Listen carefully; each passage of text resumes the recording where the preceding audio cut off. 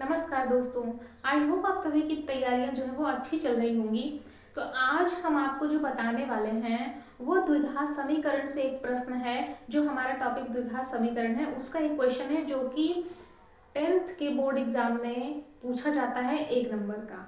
और वो है बहुत आसान, उसको आप बड़ी आसानी से कर सकते हैं। अगर आप 2 मिनट जो है वो ध्यान दें तो उसे हल कर सकते हैं। तो चलिए क्लास को शुरू करते हैं और देखते हैं कि प्रश्न क्या है।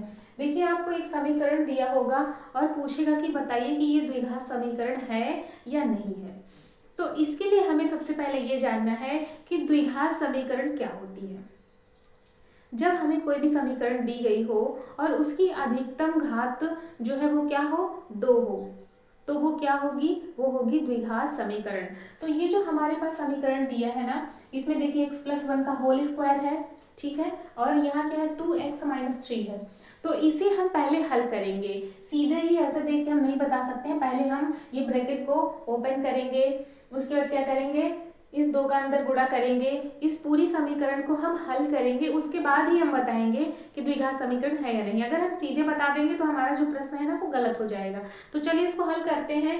देखिए इसे हम कैसे हल करेंगे। अगर कहीं भी स्क्वायर या क्यूब लगा हो तो पहले हमें स्क्वायर या क्यूब का फॉर्मूला लगाना है, और स्क्वायर या फिर क्यूब अगर हो तो उसे हटाना है। तो यहाँ स्क्वायर है तो पहले हम स्क्वायर का फॉर्मूला लगाएंगे। स्क्वायर का फॉर्मूला क्या होता है, a+b का होल स्क्वायर बराबर होता है a² + b² + 2ab।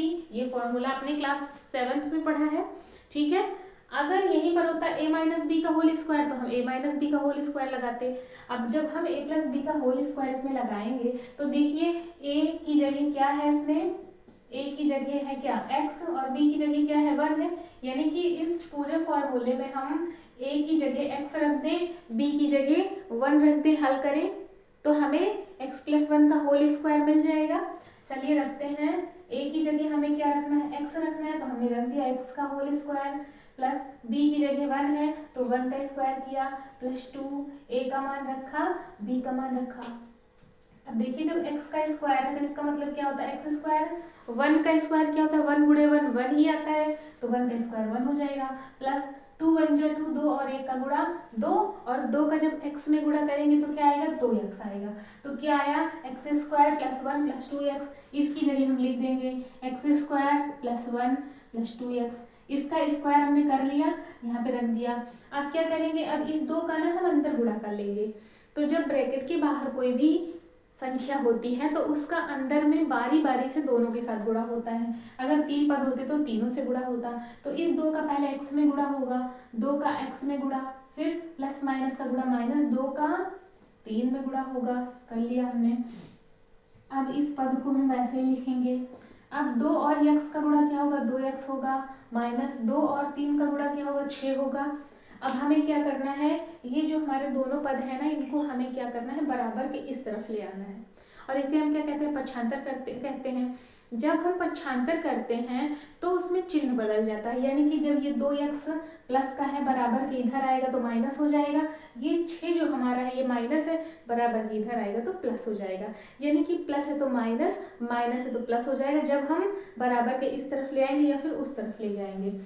तो पहले तो ये तीनों पद हम ऐसे ही लिखेंगे, x² + 1 + 2x। अब इस 2 को जब इधर ले आएंगे तो माइनस का 2x हो जाएगा, 6 इधर आएगा तो प्लस का 6 हो जाएगा, बराबर, यहाँ कुछ नहीं बचा, 0 हो गया। अब देखिए x² + 1 प्लस, देखिए ये क्या है, प्लस का 2x है, ये माइनस का 2x है। जब प्लस का 2x और माइनस का 2x है, यानी कि 2x तो दोनों जगह जो पद है वो वही है, केवल चिन्ह का अंतर है, प्लस माइनस। तो क्या होते हैं, प्लस और माइनस जो है वो घट जाते हैं, यानी कि +2 -2 कितना आएगा, 0 आएगा। +2 -2, जब संख्याएं समान हो, चिन्ह अलग अलग हो तो वो घट जाते हैं, ये घटेंगे तो 0 आएगा। और 0 यक्स का मतलब क्या होता है, 0। इसका मतलब +2x -2x का मान क्या हुआ, 0 हुआ, +6। अब देखिए कांस्टेंट हमारे पास दो जगह हैं, ये 6 है, ये 1 है, तो हम इन दोनों को ऐड कर लेंगे, कितना आएगा, 7। अब इस समीकरण को ध्यान से देखिए, x² + 7 = 0। इस पूरे समीकरण की अधिकतम घात क्या है, 2 है। इसका मतलब ये द्विघात समीकरण है, क्या है, ये हमारा द्विघात समीकरण होगा। तो इस तरीके से हम निकाल सकते हैं। चलिए कुछ और प्रश्न लेते हैं, उन्हें भी हल। अब ये जो हमारा दूसरा क्वेश्चन आपके सामने लिखा हुआ है, इसे देखिए, यह x minus two into x plus one, यानी कि ये एक ब्रैकेट है, ये दूसरा ब्रैकेट है, और यहाँ पर भी देखिए x माइनस वन एक ब्रैकेट में है, दूसरे ब्रैकेट में क्या है x प्लस थ्री। तो हमें करना ये है कि इस ब्रैकेट में जो भी पद हैं उनका इस ब्रैकेट से गुणा करना है, सभी पदों को इकट्ठा कर लेना है। उसी तरीके से इस ब्रैकेट के पदों का इस ब्रैकेट में गुणा करना है, उन्हें इकट्ठा कर लेना है, फिर जोड़ घटा के तब हमें बताना है द्विघात समीकरण है या नहीं है। तो गुणा कैसे करेंगे जरा एक बार आप ध्यान से देखिएगा।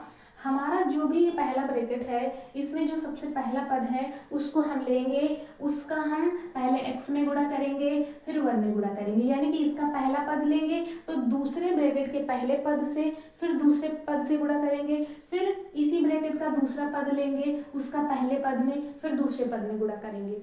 ठीक, तो चलिए देखते हैं कैसे होगा। सबसे पहला पद हमने लिया क्या है, x है, और दूसरे ब्रैकेट का पहला पद क्या है, x है, यानी कि पहले x का x से गुणा किया, फिर इसका चिन्ह प्लस है, इसका भी चिन्ह प्लस है, तो प्लस प्लस का गुणा प्लस होता है। अब इस पहले पद को लिया और इसका गुणा किसमें किया, दूसरे पद में हमने कर दिया। अब क्या करेंगे, पहले पद का दोनों में गुणा हो गया। अब हम दूसरा पद लेंगे माइनस टू। अब माइनस टू का हम पहले पद में गुणा करेंगे, इस माइनस टू का पहले पद में गुणा करेंगे, उससे पहले चिन्हों का गुणा करेंगे। देखिए माइनस प्लस का गुणा क्या होता है, माइनस होता है, इसके साथ कोई चिन्ह नहीं, इसका मतलब प्लस है, तो माइनस प्लस का गुणा माइनस होता है। अब 2 और यक्स का गुणा क्या होगा, 2 गुणे यक्स होगा। उसके बाद माइनस और प्लस का गुणा माइनस होगा, 2 और 1 का गुणा क्या होगा, 2 गुणे 1 होगा। ये तो हमने इस पहले ब्रैकेट का दूसरे ब्रैकेट में गुणा किया, तो इतना आया बराबर। अब हमें इस ब्रैकेट के पदों का इसमें गुणा करना है, तो पहले ब्रैकेट के पहले पद को हमने लिया और इसका हमने पहले पद के साथ गुणा किया, तो यक्स गुणे यक्स हुआ। अब इस पहले पद का हम दूसरे पद से गुणा करेंगे, तो क्या होगा, यक्स गुणे 3 होगा, और चिन्ह देखिए इसका भी प्लस है, इसका भी प्लस, तो प्लस हो जाएगा, प्लस प्लस प्लस, यक्स और 3 का गुणा, यक्स गुणे 3। अब पहले हमने दोनों में गुणा कर दिया, तो अब इस ब्रैकेट के दूसरे पद को लेंगे, -1 को लेंगे, उसका पहले में गुणा करेंगे, तो देखिए इसका चिन्ह प्लस है, इसका चिन्ह माइनस है, माइनस प्लस का गुणा क्या होता है, माइनस होता है। उसके बाद 1 का गुणा यक्स में करेंगे, तो 1 गुणे यक्स, फिर इसके चिन्ह को लेंगे, माइनस प्लस का गुणा माइनस होता है, पहले चिन्हों का गुणा करेंगे फिर पदों का गुणा करेंगे। अब 1 और 3 का गुणा करेंगे, तो 1 गुणे 3। अब गुणा सबका कर लिया, अब सभी को हम लिख लेते हैं व्यवस्थित क्रम में। देखिए यक्स गुणे यक्स क्या होता है, आधार दोनों का समान है, घातांक कुछ भी नहीं होता तो हम 1 मानते हैं। तो जब आधार समान है तो क्या होता है, गुणा में घातें जुड़ जाती हैं, जब दोनों का आधार समान है तो घातें जुड़ जाएंगी, तो कितना आएगा, यक्स गुणे x, x square, plus x गुणे 1। जब वेरिएबल का कांस्टेंट से गुणा होता है तो गुणा हट जाता है, केवल बचता है क्या, 1 यक्स। अब 1 यक्स, 1 तो हम लिखते नहीं, तो हम क्या लिखेंगे, x लिखेंगे, -2 और यक्स वेरिएबल कांस्टेंट का गुणा होगा तो गुणा हट जाएगा, बाकी वेरिएबल कांस्टेंट ही बचेंगे, तो 2 गुणे यक्स 2 यक्स, -2 एकम 2 बराबर, यहाँ से यक्स यक्स, यहाँ भी यक्स स्क्वायर होगा, घातें जुड़ जाएंगे, आधार समान है तो, प्लस वेरिएबल कांस्टेंट का गुणा होगा तो 3x, गुणा हटेगा, वेरिएबल कांस्टेंट वैसे ही लिख दिए जाएंगे, फिर -1 गुणे यक्स, यक्स होगा क्योंकि हम 1 यक्स नहीं लिखते। अब -1 गुणे 3 क्या होगा, 3 का नाम 3 हो जाएगा। अब आगे देखिए क्या करेंगे, यहाँ पर है एक्स स्क्वायर, यहाँ पर देखिए x यहाँ भी है, यहाँ भी है, तो ये एक कैटेगरी के हैं। ठीक, जब एक कैटेगरी के होते हैं तो वो आपस में जुड़ते घटते हैं, जैसे ये एक्स स्क्वायर है, ये x के साथ जुड़ घट नहीं सकता, लेकिन ये एक कैटेगरी के हैं, यक्स यक्स है तो ये आपस में जुड़ घट सकते हैं। तो जब ये आपस में जुड़ घट सकते हैं तो हम क्या करेंगे, इनकी संख्याओं को ले लेते हैं। तो इसकी संख्या क्या है, इसका गुणांक क्या है, 1 है, और इसका गुणांक क्या है, -2 है। अगर 1 - 2 को हम हल करें तो प्लस माइनस घटता है, 2 में से 1 घटाइए 1 आएगा, और चिन्ह लगता है बड़ी संख्या का, बड़ी संख्या है 2, इसका चिन्ह माइनस, यानी कि 1 - 2 कितना आएगा, -1 आएगा। तो यहाँ -1 और यक्स इसका क्या था, कैटेगरी थी, यानी कि ये x कैटेगरी, x चर का ये पद था, तो इसके साथ हम यक्स लिख देंगे, लेकिन हम 1 नहीं लिखते तो हम केवल यक्स लिखेंगे, क्या लिखेंगे, यक्स लिखेंगे। अब -2, अब इसको देखिए ये x स्क्वायर है, उसके बाद 3x और माइनस x ये एक कैटेगरी के हैं, तो इनकी गुणांकों को ले लेते हैं। तो x का गुणांक है 3 माइनस 1 और 3 माइनस 1 कितना आएगा, प्लस माइनस घटता है घटेगा, चिन्ह बड़ी संख्या का लगेगा तो प्लस का 2 आएगा, तो ये हो जाएगा प्लस का 2 और चूंकि ये x राशि पर था तो 2x हो जाएगा माइनस 3। अब हम क्या करेंगे, इधर जो भी पद हैं, इधर जो भी पद हैं अलग अलग हैं, तो हम क्या करते हैं, पक्षांतर करते हैं। इन सभी पदों को हम इस तरफ ले आएंगे। जब इस तरफ ले आएंगे तो पक्षांतर का नियम कहता है कि चिन्ह बदल जाता है। अगर इधर प्लस में है तो इधर आके माइनस हो जाएगा, इधर माइनस है तो इधर आके प्लस होगा। तो यहाँ जितने भी पद हैं इन सबका चिन्ह बदलेगा। तो पहले इस तरफ के पदों को लिखते हैं x square minus x minus 2। अब ये एक्स स्क्वायर इधर प्लस था, इधर आके माइनस हो जाएगा, ये प्लस था इधर आके माइनस हो जाएगा, ये माइनस था इधर आके प्लस हो जाएगा, बराबर यहाँ कुछ नहीं बचा, 0 हो जाएगा। अब हमें क्या करना है, अब देखिए पहले कैटेगरी के जो पद हैं उनको एक साथ लिख लेते हैं। जैसे एक्स स्क्वायर वाले को हम एक्स स्क्वायर वाले के साथ उसके चिन्ह के साथ लिख लेते हैं, फिर एक्स वाले को एक्स वाले के साथ लिख लेते हैं उसके चिन्ह के साथ, फिर कांस्टेंट को कांस्टेंट के साथ लिख लेते हैं उसके चिन्ह के साथ, लिख लिया हमने। अब देखिए ये एक्स स्क्वायर क्या है, ये एक कैटेगरी के हैं। एक्स का स्क्वायर यहाँ भी है, यहाँ भी है, और इनके गुणांक क्या है, इसका गुणांक 1 है, इसका गुणांक भी 1 है, तो 1 माइनस 1 हुआ, तो 1 माइनस 1 कितना होता है 0, और 0 एक्स स्क्वायर हम नहीं लिखते तो हम क्या लिखेंगे, 0 लिखेंगे, तो ये तो 0 हुआ, ये दोनों कट गए, माइनस ये इसका इस x का गुणांक क्या है -1 है, इसका गुणांक क्या है -1 है, इसका -1 हुआ, और इसका क्या है -2 है, तो -1 -2 कितना आएगा, माइनस माइनस की संख्याएं जुड़ जाती हैं, क्या होती हैं, जुड़ जाती हैं, और चिन्ह माइनस का लगता है, तो -1 -2 क्या होगा, -3 होगा। तो ये हो गया माइनस का 3, और x कैटेगरी का है तो x लिख दिया हमने उसके साथ में।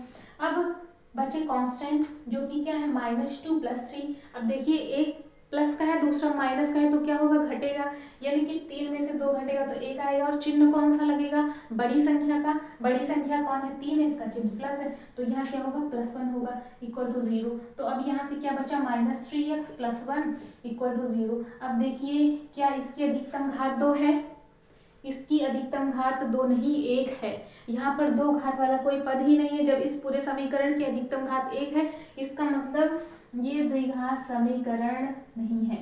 क्या है, द्विघात समीकरण नहीं है, क्योंकि द्विघात समीकरण के लिए उस समीकरण की अधिकतम घात 2 होनी चाहिए, ना 2 से ज्यादा ना 2 से कम। तो यहाँ पर ये द्विघात समीकरण नहीं है। तो मैं उम्मीद करती हूँ कि आपको ये दोनों ही क्वेश्चन समझ में आए होंगे।